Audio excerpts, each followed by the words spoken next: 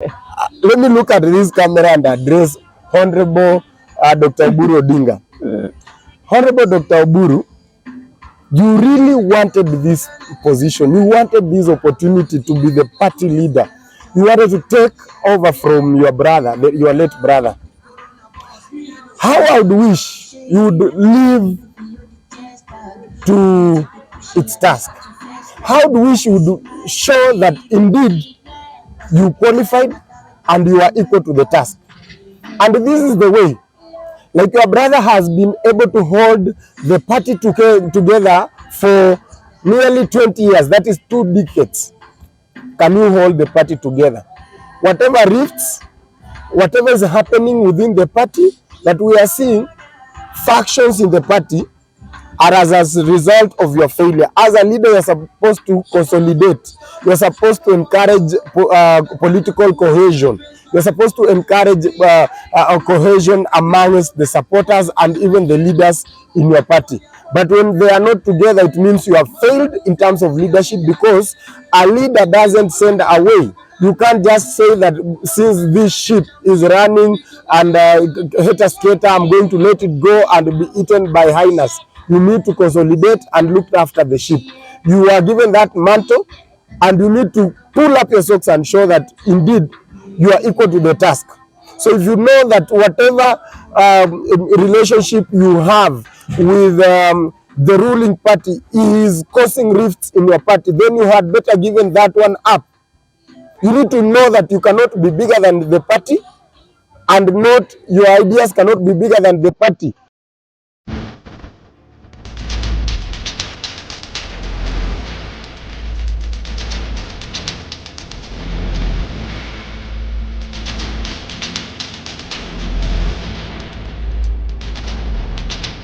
Welcome back, ladies and gentlemen, and thank you very much, guys, for your great support. My name is Boniface, and this is Bonita Media. Now, let me just put this across. If at all we are meeting for the first time, for the family of Bonita Media and the community, we have a project going on, and I'm just requesting you guys to watch this announcement, and then we come back so that we can continue with the discussion. There is this children's home.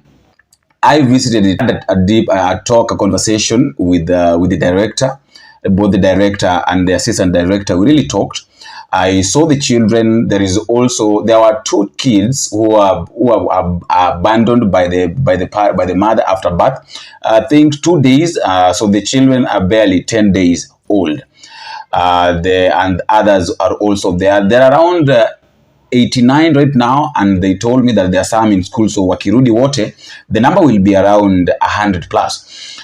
So we really talked, and they told me that if you can help us, if you guys can help us in 1, 2, 3 things, we'll be really glad to, and we'll really appreciate. Of course, we know very well that this is something that one person cannot do.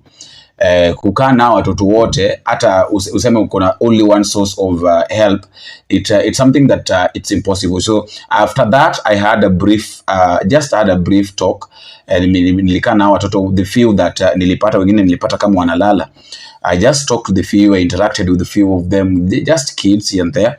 And I said that I told them that I have a team which I know that will respond, and after they've responded, I'll get back to you with what they give me. So I just have to request you guys. You are 50 shillings, you are 100 shillings, you are 200 shillings, you are 300, 400, 500 shillings, you are 1,000. Any amount of money which you really feel like can help these kids.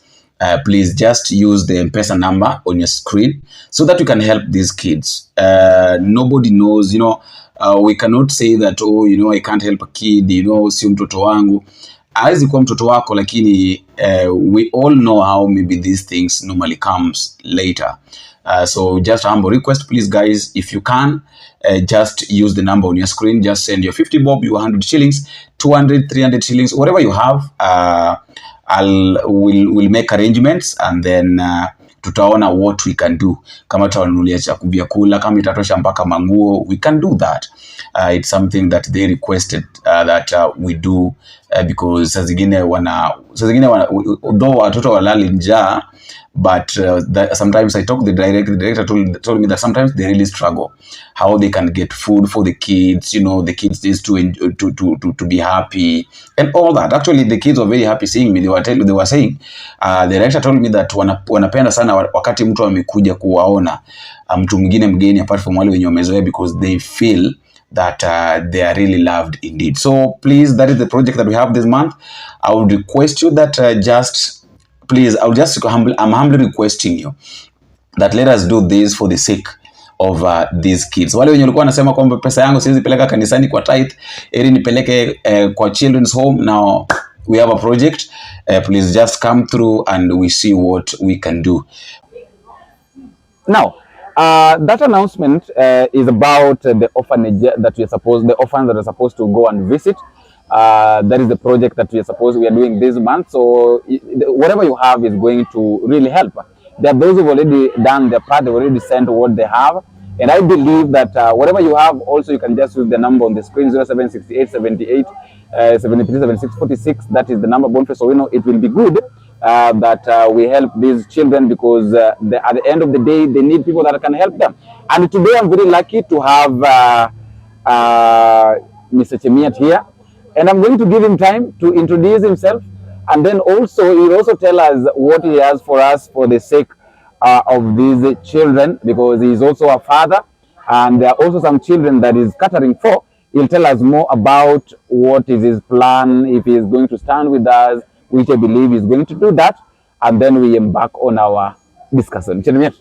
Welcome. Asante. How are you? Fine, thank you. It's been a while? It's been a minute. Yes. Hope you've been good. I've been good. Have you? I've been good too. Yes. Yeah, you've traveled all over the country. all over the country. Around the globe. Now, before we talk about this, yes, we have a project going on as a Bonita Media community. Yes. There are some children that really need help. And being that you are a father and also you are part of, you do charity work, being that is what you do most of the time.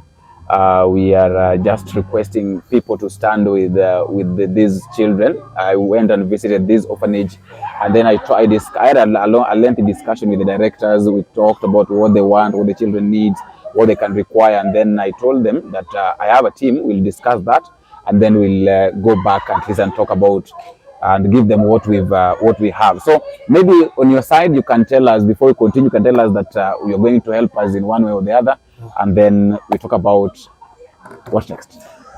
Okay, I want to firstly apply to you guys. Yeah. That's a good move. It's a good cause you've chosen by standing with the less privileged in our society. Yeah. It is never a direct thing. And Waswahili wanasema kutoa ni moyo. Usambe ni utajiri. Yani usiambe ni utajiri. Hivyo ndivyo wanasema. Kwa hivyo whenever that one is done, I always want to be part of the same, because I believe, you know, my father used to say, the best way to find yourself is to lose yourself in service to others. Okay, repeat that. The best way to find yourself is to lose yourself in service to others. Because it is humanity. Serving humanity is equivalent to serving God. For believers, I believe they know that. And I want to promise you that I'm the type of a person who can go way and over, way and beyond, just to see to it that somebody who is less fortunate somewhere has got something to put in their mouths, has got something to cover themselves at night, has got a roof over their head, and has got an opportunity to go and access quality education somewhere. So for that reason, I can assure you that I'm going to stand with you guys in whatever ways I can manage. In fact, I wish I could have made just direct promises, but you know, I'm not the type of politicians who will always tell you. Yeah, that is it. So at the end of the day, I want to just pledge my support, and I want to say that nyuma ya curtain lazima nitakuona tujue vile tunapanga hiyo kazi. But you can be sure of my support. Yeah, I'm planning so that at least during this Easter, Good Friday and Easter, we'll go and see them. Yeah, true. Now, that aside, I want us to talk about what is happening in ODM. I know it's a question. It's a question that majority of the people are failing to get the concept. Okay. Just immediately after the death of Raila Odinga, and then we've seen what have been happening in ODM here and there. Yes. Some people claiming that ODM have been sold without telling us how much, been bought how much, they don't tell us. Some people are saying that they can't work with other people, with UDA. So there have been a lot of issues here and there. And yesterday, there was an NDC. So my biggest question, actually what I want us to discuss, or what I want us to talk about is, what next for ODM party? I think, Bonnie, I want to remind you that immediately on the very day that we received the news of the late Honorable Raila passing on, I think I told. Okay, Bonnie, let me remind you something. Okay. On the very day that we received the news of the late Honorable Raila, former Prime Minister, passing on, you hosted me on an interview. Yeah, and I told you that that could mean the end of the giant ODM party. There could be the name ODM, but the ODM party we knew will no longer be there. Because one, the values the party stood for, the leadership the party enjoyed, and the fear factor the party had. A party that has fielded presidential candidates since its invention. Yeah. For 20 years. For the first time, faces a possibility of them not fielding one. Not even a possibility, not feeling one. So for that reason, I want to tell you that ODM is no more. It is just on its deathbed. And it is not all thanks to... Okay, I can say it is all thanks to the fact that its leader rested. Yeah. Remember, I told you Raila was not just the ODM leader. That man was the politics of this country. He ran the politics of this country. Yeah. He was the controller. Because you could find in some instances where the country was drawn into two major lines, for and against him. He was hated and loved in equal measures. So that one tells you that the moment this person is no more, the politics has to experience some realignments, and we shall take some time before we can see such a force. You know, that is it. So from where I sit, the party is on its deathbed. And there is nobody who is going to resurrect that party for as long as everybody wants to have their own interest in whatever party and to see to it that maybe it suits them come 2027. Because right now, if the late was there, he could have given the direction. So whatever is happening with the ODM is well expected. It is very normal. There are going to be rifts, and I told you that there was going to be realignments. There could be those people who could have treated the broad-based agreement as a political pact. You understand that there are those ones who believe they got the right way of making sure that our alliance is on. We do not have an alliance; we have an agreement on issues. They called that one a 10-point agenda. Now, do you really think, because right now we have got two ODMs, we can literally say that we have ODM A and ODM B. Do you really think that these two ODMs, because the ODM of SIFUNA is saying that we can't work with UDA, the ODM of OBURU is saying that we have to work with UDA because we are left in broad-based government. So what is it? Let me tell you, the only other person who could have taken the right whatsoever, you know, Raila was the type of a person who, after consulting and believing that this is the very decision, he could not care whether or not there could be a few people who could think otherwise. And that is because he was firm and resolute. He was somebody, yule tunasema alikuwa mtu wa msimamo dhabiti. The leaders we have today, I do not know whether they can borrow enough from his prowess to exude that. But what I know is that it is very difficult for us to breed another Raila over this very short span of life. You understand? This one tells you that we do not have somebody who will stand and say, in as much as I could even lose, I could even lose this position in government or on the ballot, I still want to stand by what I believe is right. I doubt if we have such people right now, and if we do, they are very few and they are voiceless. Yeah. Do you really think, let's discuss a little bit about Edwin Sifuna.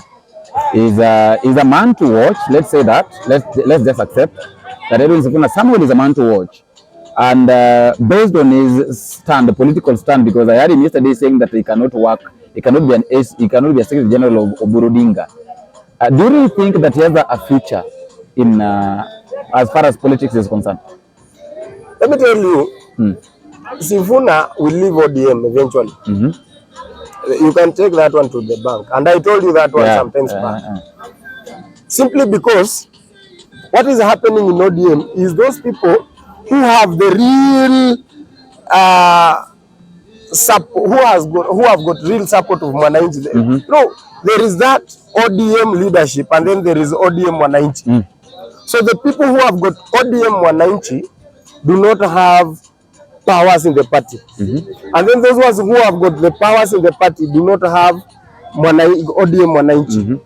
So Sifuna may move crowds. Sifuna may have the exact Sifuna may have exact what do I call it? He may have the exact influence in ODM Mwananchi, but he doesn't have enough power to topple OBURU. Yeah. Remember the manner in which OBURU was appointed is also questionable. You understand that one. So it's everything around that. Those without power have got ODM Mwananchi, and then those with the power do not have ODM Mwananchi. Sifuna right now in ODM is the most popular person. Let me tell you, in the country is among the most popular people alongside the president and maybe the likes of Honorable Rigiji. He is the most popular person amongst Mwananchi. So in ODM you cannot dispute the fact that the most popular person is their Secretary General, who is Edwin Sifuna. I get it. But again, Sifuna feels he is powerless. Why does Sifuna feel he is powerless? Is because the person who was appointed the party leader seems to be gullible and seems to be somebody who is compromised. So basically, we're trying to say that Edwin Sifuna, when trying to look at the behavior of Edwin Sifuna, according to him, he feels like this is the right thing to do. And according to Buruding and the like, they're also feeling like working with William Ruto is the right thing to do. Because we were left in the broad. I want us to talk about this broad-based government thing. Why? Because I don't know why our Luo brothers and sisters are not seeing this. Maybe you can see it. Firstly, let me correct you on something. We cannot reduce ODM, which is a national party, to being perceived in the purview of being a Luo political party. ODM is a national party. It's a giant party. For far too long, it's the most influential party for quite some time. And then number two, everybody is running around because they know that Raila was popular and everybody wants to use their name. In fact, today, if I want to be very popular amongst Kenyans, I'll come out and say, you know, and sometimes I feel disturbed because people need to learn to respect the dead. Everybody wants to suddenly come up and say, Baba aliniambia, Baba aliniambia, Baba aliniambia, Baba aliniambia. Raila himself, the late Raila himself, when he was alive, he told us that whatever they have with the government or the UDA is not a political part. They had an agreement. Remember, it came in the wake of Maandamano. That's right.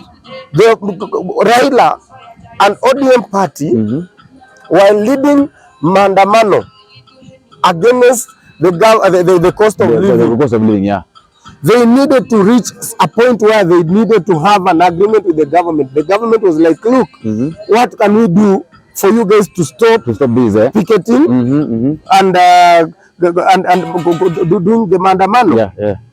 And then they gave what they called their irreducible minimums. They said, we are going to stop going to the streets if the government is going to address, which is now the UDA government, is going to address 1, 2, 3, 4. Raila himself reiterated, and I think it is on record, that it is not a political pact. Exactly. You understand? Yeah.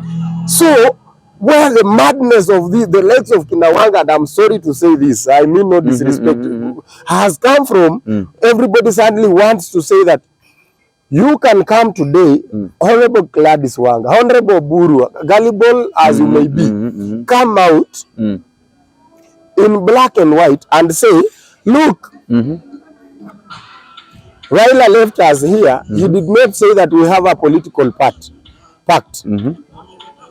But since we are now the new leaders of the party, because he is not there to give us direction, we feel it is better we now form a coalition with the UDA, which is the ruling party. It will be understandable. Like in coming up and saying, the left us in government. They were not in government. ODM donated some of its members. They believed they were technocrats. They were. It's like to war when you donate some of your soldiers to go and fight a battle on behalf of. You understand? So it was not a political pact.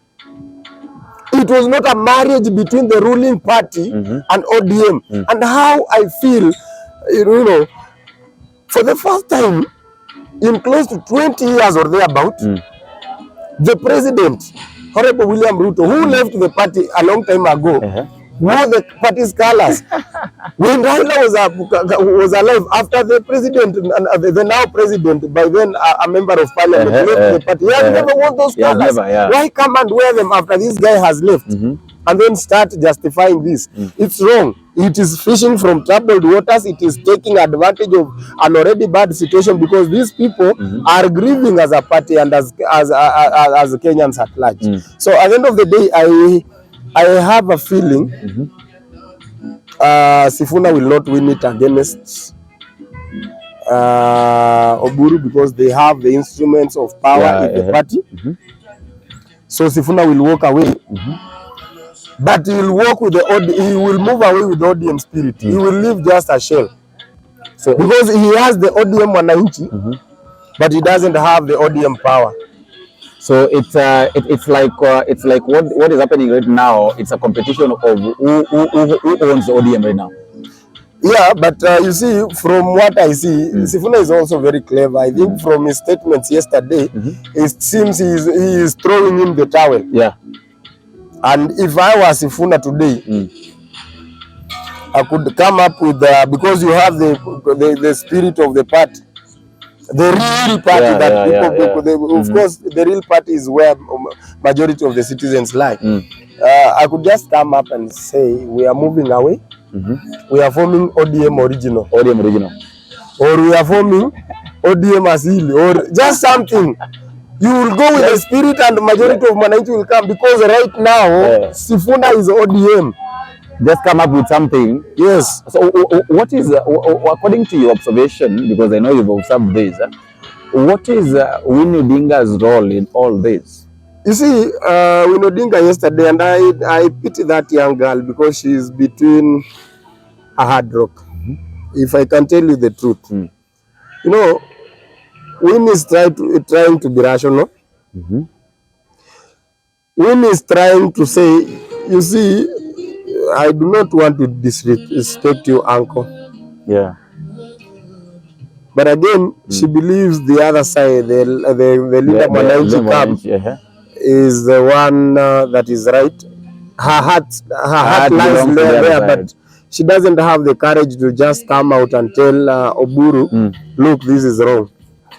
We don't know whether eventually she's going to burst, because she self-mockery. Yes. But why would people put see Winnie Odinga as a betrayer? Because according to some people, I saw them saying that Winnie Odinga is like betraying the people of the other party. Yet she never attended any meeting that those other group. And that is why I'm telling you, this is what Winnie is doing, and it's very dangerous. She's between a hard rock. She doesn't know. She is torn between respecting OBURU, who is the uncle, and she's a very submissive girl, and just coming out and voicing what she believes is right.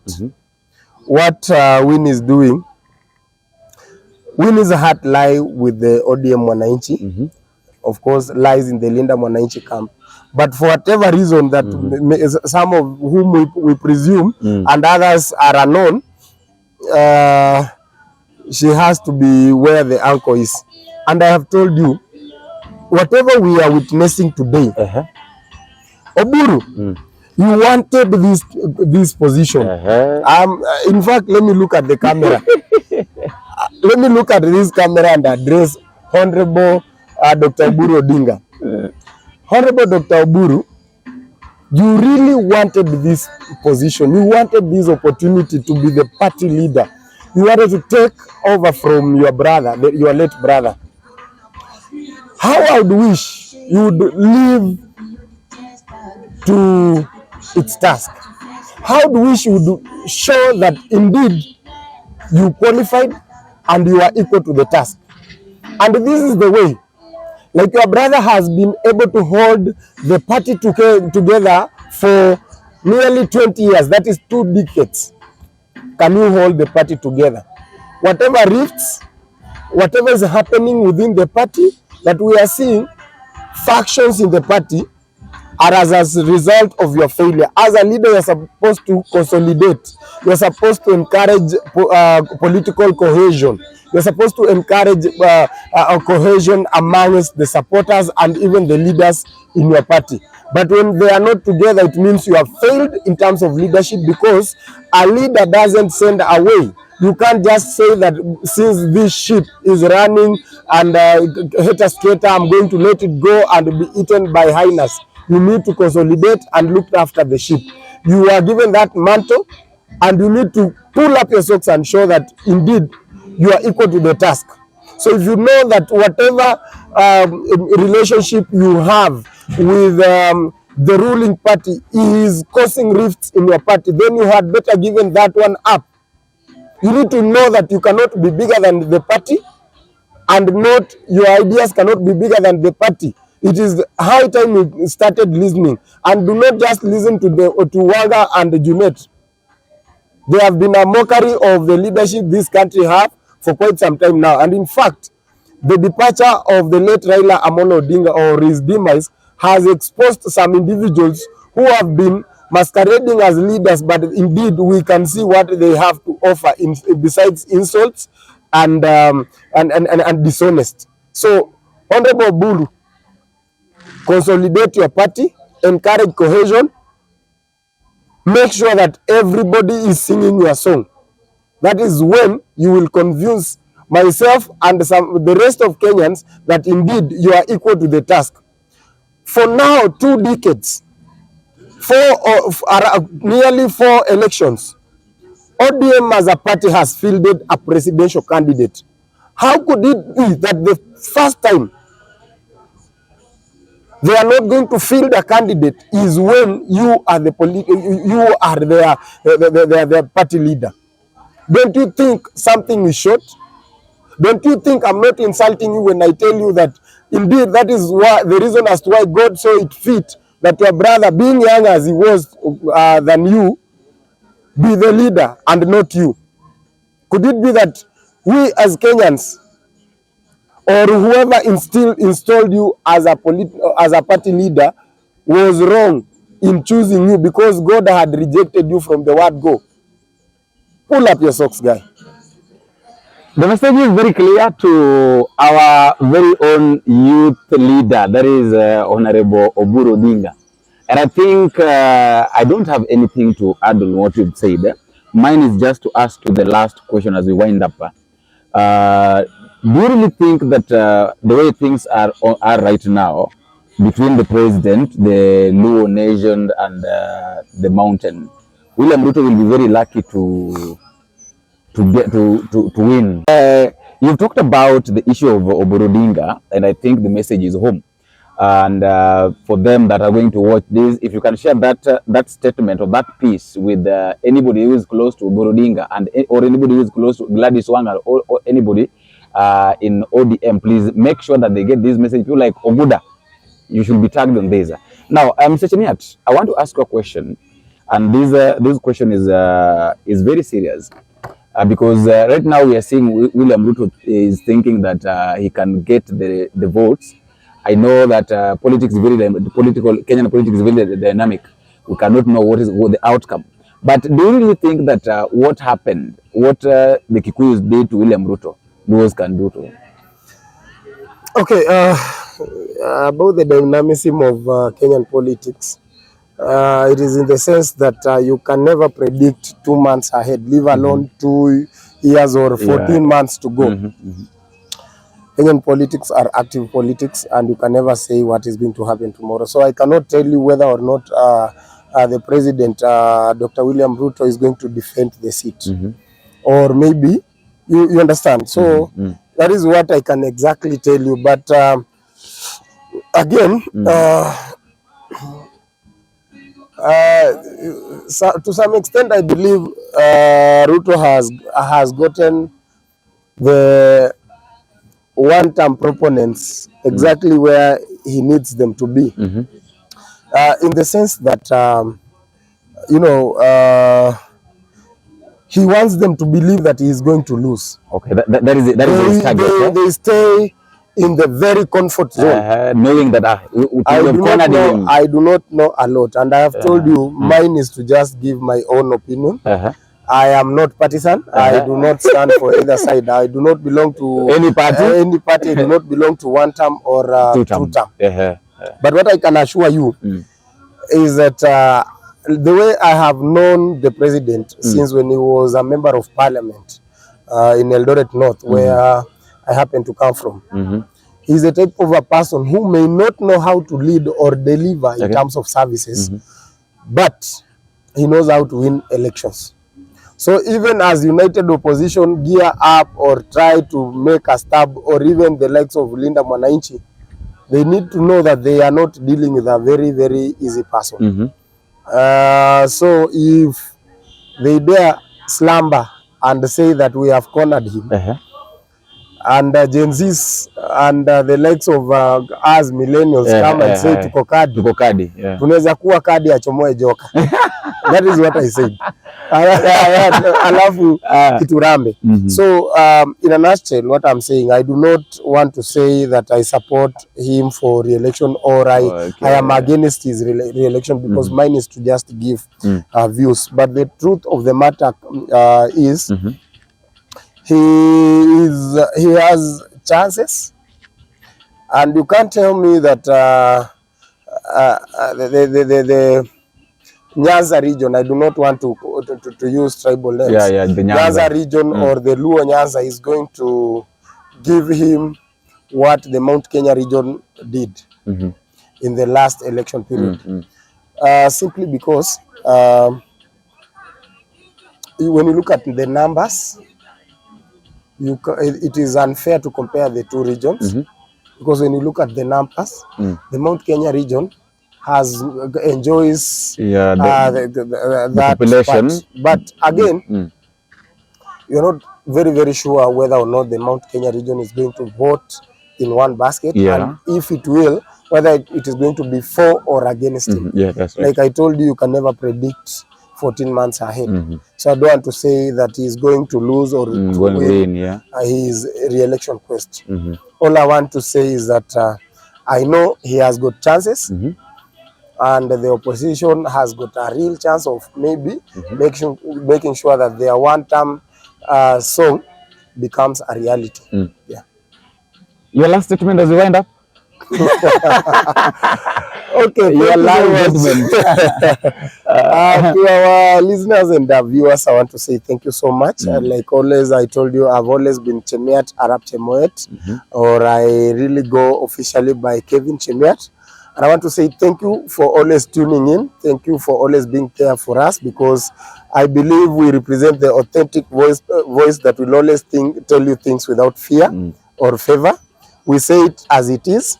Personally, I've always been on the forefront of just making sure that whatever comes out of very show I am hosted is nothing but the authentic truth, or the views that I believe you and I can share and debate. As to Bonita Media, I want to say thank you so much. It is always a pleasure having me on this show. I feel encouraged, I feel happy when I have an opportunity to give my own views. And I want to say that sometimes you may listen and watch our shows to an extent you start saying that this guy looks like he is a proponent of one term or two term. No. Whatever I'll always do on my very show, I do real analysis when it comes to where my affiliation lies as to politics. That one is not for this show. It is always for outside there. Because at the end of the day, I'm also a Kenyan and I am entitled to my own opinion. And if you believe otherwise, it is always good to always come down there, comment. Make sure you always never forget to subscribe, comment, and every comment is good, be it criticism or something positive or an applause. We are always appreciating and ready to engage you on the parameters through which you come. Otherwise, I don't have much to say. Till next time. Maybe, you know, before you say till next time, maybe if somebody wants to come to Chemiat Enterprises. Oh, because I said I'm a businessman. I want to say that I'm a CEO. I head Epic Group Design as well as Chemiat Enterprises, and you can always find me at Humble Chemiat. That is my X handle. You can find me on Kevin Chemiat at IG.